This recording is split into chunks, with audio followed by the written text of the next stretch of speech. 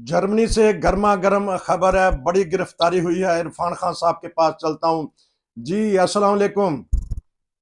वालेकुम। ये जर्मनी में भी गिरफ्तारी हो गई है, कोई बड़ी गिरफ्तारी बताइएगा ताकि फिर नाज़रीन को पता चले कि यहाँ भी कानून हरकत में रहता है। बड़ी गिरफ्तारी तो आप नहीं कह सकते, बाकी ये है कि क्योंकि अभी इलेक्शन हुए हैं हाल ही में, और पार्टी जो है एएफडी, उसने क्योंकि 14.6 वोट लिए थे बायरन के अंदर, हम्म। और तीसरी बड़ी पार्टी बन के सामने आई थी। तो जिसके बारे में ये कहा जा रहा है कि भाई हर जगह जो इलेक्शन होंगे वहां पे एएफडी वाले ज्यादा तादाद में वोट लेंगे। हम्म। उनका एक नौजवान लड़का है, सियासी रहनुमा तो नहीं कह सकते, बिल्कुल नौजवान है, डानियल हल हल हलेम्बा, ये सब उसका नाम है। 22 ईयर्स उसकी एज है। अच्छा। उसको कल रात गिरफ्तार किया है पुलिस ने। वो असम्बली का मेंबर मुंतखब हुआ था बायरन से, कि भाई उसने जो अपनी इंतखाबी मुहिम के दौरान जो है बाज हिटलर के जमाने के, ये नाजी पार्टी के बाद ऐसे साइन है जिनको जिनको हम साइशन कहते हैं, उनको लहराना या उनको उनका इजहार करना जो है कानूनन जर्मनी के आइन के मुताबिक मना है। तो उसने पर ये इल्जाम है कि उसने किसी अपनी सियासी मुहिम के दौरान वो निशान जो है वो लहराया था। तो इस बिना पर उसको गिरफ्तार कर लिया गया। तो उस पर रिएक्शन काफी शो कर रहे हैं उनकी एफडी वाले के, ये झूठा इल्जाम है और हमने ऐसा नहीं किया और वो नहीं किया। लेकिन बहरहाल पुलिस के पास एक अहम सबूत होगा पक्का, तभी उन्होंने इसको गिरफ्तार किया होगा। अभी तो कल रात गिरफ्तारी हुई है, पार्टी का इजलास भी, अभी असेंबली का इजलास भी शुरू होना है। तो अब देखते हैं कि भाई क्या इसका रिएक्शन जो है वो शो होता है। लेकिन 2-4 दिन में पता लगेगा कि भाई इसका रिएक्शन पार्टी की तरफ से क्या रिएक्शन शो किया जा रहा है। नाजरीन, आपको खबर दी जा रही है कि यहाँ जर्मनी में एक उभरती हुई पार्टी है जो गैर मुल्कियों के खिलाफ है, तारकीन वतन के खिलाफ है। AFD नाम है उसका। उसने हालिया इंतखाबात में जो सूबे में हुए, हमने आपको खबर दी थी खान साहब ने कि अच्छी अक्सरियत अक्सरियत से मतलब कुछ तनासब उनका बड़ा है। तो उनके एक मेंबर ने, नौजवान ने, कोई ऐसा ज़ाहिरी तौर पे निशान जो मना है जर्मनी में, वो दिखा दिया। तो खान साहब बता रहे हैं कि वो असेंबली का मेंबर जो है अब गिरफ्तार कर लिया गया है। तो आप क्या सोचते हैं कि क्या उनकी पार्टी रिएक्शन करेगी? ये तो नुकसान ही होगा उनको अगर कुछ उन्होंने खिलाफ कानून कोई बात की तो। नहीं, देखें, जर्मनी का निजाम ऐसा है, यहाँ बाहर है वो अदालत में जाएगा बंदा, अदालत ही उसका फैसला करेगी, जमानत पे रिहा हो जाएगा माँ। और हो सकता है असेंबली में आके माफी मांग ले कि भाई इंतखाबी मुहिम के दौरान ऐसा हो गया। ये कोई इतना मतलब इतना फैलाव वाला मामला नहीं है।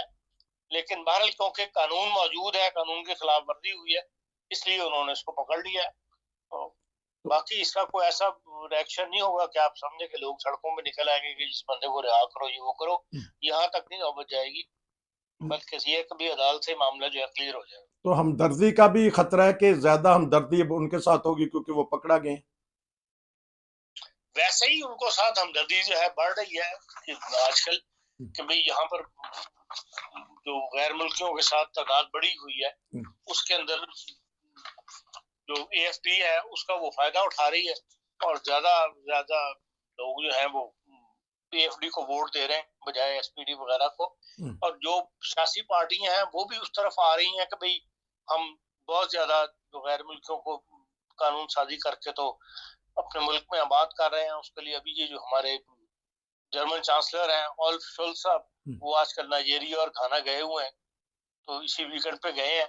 तो वहां उन्होंने जाके पहली बात यही की है कि भाई जो 14,000 असाइलम सीकर नाइजीरिया के इस वक्त जर्मनी में मौजूद है, जिनके पास 12,500 के बाद पासपोर्ट नहीं है। अच्छा। तो वो उन्होंने कहा है कि हमने 14,000 आदमी जो है ये वापस आपको लेना पड़ेगा नाइजीरिया को। 13,000 पहले वापस जा चुके हैं पिछले 3 साल के दौरान। अच्छा। 13,000 नाइजीरियन के जो असाइलम केस खत्म हो गए थे उनको वापस लिया है उन्होंने। अब 14,000 में से 12,500 के पास पासपोर्ट नहीं है, तो वो कहते हैं वो नाइजीरियन। तो गवर्नमेंट के साथ उन्होंने कोई ऐसी गुफ्तगू की है कि भाई यहाँ पे हम कोई सेंटर बना देते हैं, इमिग्रेशन सेंटर, जिनके अंदर आप स्किल्ड वर्कर जो है वो तैयार करें। जर्मन गवर्नमेंट और आप नाइजीरिया की हुकूमत मिलकर उसका खर्चा उठाए, और उससे ये है कि भाई स्किल्ड लेबर आपकी यहाँ तैयार हो, और वो स्किल्ड लेबर जो है जर्मनी ले लेगा, बजाय इसके कि यहाँ से लोग लीगल असाइलम के लिए वहां जाए। और जाके असाइलम लेके तो हुकूमत पे बोझ बने। तो क्योंकि हमें स्किल्ड लेबर की तलाश है, तो इसमें हम आपकी मदद कर सकते हैं, आप हमारी मदद करें कि यहाँ एक सेंटर बना देते हैं जिसके अंदर स्किल्ड लेबर जो है वो तैयार की जाए। इसी तरह ये इकोनॉमिक फोरम जो है लेगूस का, वहां पे भी उन्होंने जो तकरीर की है कल रात, उसमें उन्होंने यही कहा कि भी एनर्जी सेक्टर में हमें ताउन बढ़ाना चाहिए, हम इसमें आपके साथ इन्वेस्टमेंट करने को तैयार हैं। जो पिछले 2021 में जर्मनी ने 150 मिलियन यूरो की सरमायाकारी वहां पे की हुई है नाइजीरिया में क्रूड ऑयल के अंदर। अब वो कहते हैं कि हम एनर्जी सेक्टर में जो है आपके साथ इन्वेस्टमेंट करने को तैयार है, क्योंकि मुतबादिल जो बिजली का है वो हमें चाहिए। तो इस लिहाज से नाइजीरिया को कहा कि आप आगे आए, हम आपको स्कीमें देते हैं और यहाँ पे लगाया जाता है। इस तरह उन्होंने कल घाना जाना है और घाना में उन्होंने ये कहा कि भाई जो कुदरती गैस घाना में मौजूद है उसकी पैदावार को बढ़ाने में, और जर्मन उसको इम्पोर्ट करेगा पैदावार बढ़ा के, उसके अंदर जर्मनी जो है इन्वेस्टमेंट करने के लिए तैयार है। तो इस किस्म की स्कीमें वो दे रहे हैं, लेकिन वो इस चीज को ताकि जो गैर मुल्की बहुत ज्यादा यहाँ मौजूद है, कम से कम इन ममालिक के ये अपने अपने मुल्कों को जाएं, और ताकि जो सियासी पार्टियों की यहाँ पर असरअंदाज हो रही है ये बात, वो दोबारा असर खत्म हो और लोग सियासी पार्टियां दोबारा अपना वजन पैदा कर सकें जर्मन सोसाइटी के अंदर। तो इनका वजन जो हल्का हुआ है, ये भी हो सकता है कि जर्मन निकले नहीं है वोट देने के लिए, अगर वो निकल पड़ते तो कुछ ना कुछ राय आमा हमवार होती, ये भी है। में जो परसेंटेज जितना वोट डालती है उतना वोट तो इस दफा भी डाली है। तो जो खिलाफ इनके गए हैं ज्यादा, तो इसलिए अच्छा ये अब क्योंकि इस प्रोग्राम के भी 2-3 मिनट रह गए हैं और जर्मनी पे रखते हैं, तो ये जो आपने अफ्रीका दौरा कर रही है हुकूमत जर्मनी के अफराद वजीर आजम, तो ये तो दोनों के लिए फायदेमंद होगा कि इनको फिर वहाँ बंदे बने बनाए मिल जाएंगे, अगर वो लेके आना चाहे, हुनरमंदों की जरूरत है यहाँ पे। देखिए वो हर तरफ इसकी कोशिश कर रहे हैं कि जर्मनी कि जो उनको 1-2 लाख बंदा हर साल जो चाहिए होता है नया, बल्कि अब तो वो कहते हैं कि हमें 4 मिलियन तक आदमी चाहिए, 4 लाख आदमी चाहिए हर साल। अच्छा। और हम उसके लिए दुनिया में अपील कर रहे हैं कि भी हाँ ऐसे सेंटर बनाए जाए जहाँ पे लोगों को ट्रेन किया जाए और लोग पढ़ के ट्रेन होके जो यहाँ आए, जैसा कि भारत के अंदर से हो रहा है कि भारत में काफी इन्होंने सेंटर बनाए हुए हैं। अच्छा। और वहां से लोग ट्रेन होकर यहाँ आते हैं। तो इसी तरह दूसरे मुल्कों को भी उन्होंने ऑफर दी हुई है, तो आप हमारे साथ मिलके वहाँ पे पॉलिटेक्निक स्कूल वगैरह कॉलेज खोले जाएं जिनके अंदर लोगों को ट्रेनिंग दी जाए, जर्मन ज़बान सिखाई जाए, और लोग इस तरह जो हम बाहर जर्मन हुकूमत का पैसा में बहुत ज्यादा खर्च होता है, जो लोग यहाँ इलीगल आते हैं उनको रख जैसे कहते हैं करंगन का से हेल्थ इंश्योरेंस से नहीं, उनको खर्चे देने, उनकी रिहाइशों के ऊपर खर्च करना, तो उससे बेहतर है कि वो कहते हैं कि भाई ये रकम हम उन मुल्कों में खर्च करने के लिए तैयार है, वहां से लोग ट्रेड होकर यहाँ आए और फिर हमारी जो स्किल लेबर है वो हमकी कमी है वो पूरी हो।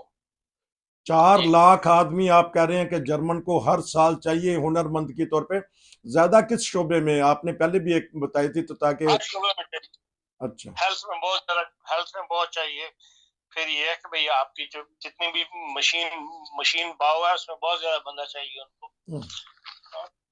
तो हर जगह हर शोबे के अंदर लोगों की कमी। जाहिर है कि जो लोग 60 साल बूढ़े हो रहे हैं, काम नहीं कर रहे हैं, नीचे से नई नई नस्ल आबादी कम है, लोग कम सामने आ रहे हैं जो, और अब एक ये भी है कि लोग दूसरे मुल्कों में ज्यादा जा रहे हैं, जैसे मेडिकल डॉक्टर्स है वगैरह है, वो जर्मनी में तनख्वाह कम है, लंदन में ज्यादा है, नॉर्वे में ज्यादा है। जर्मन डॉक्टर नौजवान डॉक्टर को यहाँ 10 साल जो लगाने पड़ते हैं, उसके बाद जाके वो सही डॉक्टर कहलाता है, जिसे कहते हैं जिसको ज्यादा तनख्वाह मिलती है। उससे पहले तो 12-14 घंटे अस्पताल में ड्यूटी देनी पड़ती है, तो बाद लोग जल्दी चले जाते हैं, इसलिए डॉक्टर भी इनको चाहिए। और हेल्थ के अंदर तो बहुत ज्यादा, नर्सिंग के अंदर बहुत ज्यादा बंदे चाहिए, बहुत ज्यादा जो अफरादी तो कुव्वत है वो जर्मनी को चाहिए। ये था आज का प्रोग्राम जर्मनी के सिलसिले में। आपका बहुत शुक्रिया, फिर आपसे मिलेंगे। नसीर को इजाज़त दीजिए। अस्सलाम वालेकुम।